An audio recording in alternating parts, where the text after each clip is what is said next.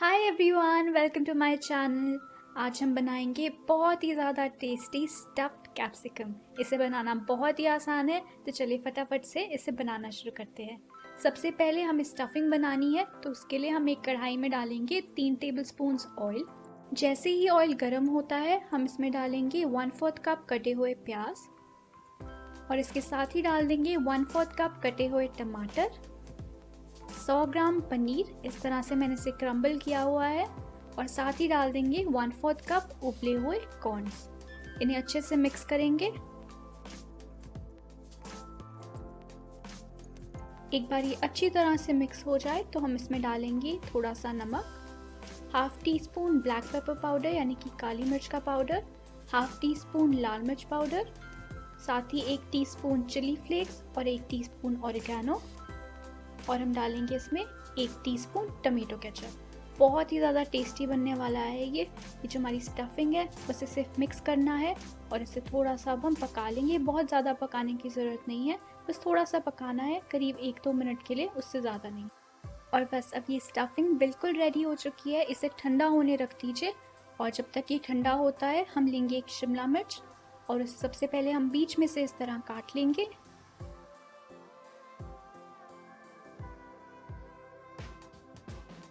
अब इसके जो अंदर के सीड्स है उन्हें हम नाइफ़ की हेल्प से इस तरह से निकाल लेंगे।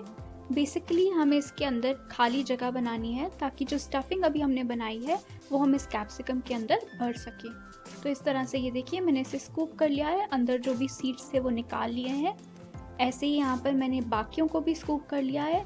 एक लाल शिमला मिर्च भी मैंने ली है, तो अगर आपके पास है आप यूज़ कर सकते हैं, अदरवाइज़ हरी शिमला मिर्च से भी आप इसे बना सकते हैं। ये देखिए इस तरह से सारी इसके अंदर से सीड्स निकाल लीजिए और फिर जो हमने स्टफिंग बनाई थी वो हम इसके अंदर फिल करेंगे। इस बात का ध्यान रखिए कि स्टफिंग जो है वो ठंडी होनी चाहिए, गरम गरम स्टफिंग इसमें नहीं डालनी है।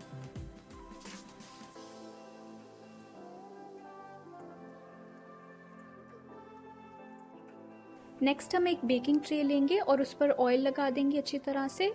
इसके बाद जो कैप्सिकम हमने अभी स्टफ़ की है वो इस पर रख देंगे।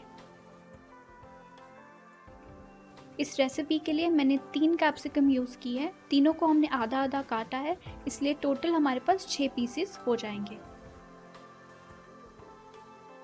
अब ये जो कैप्सिकम हमने स्टफ़ की है इसके ऊपर हम डालेंगे मोज़रेला चीज़।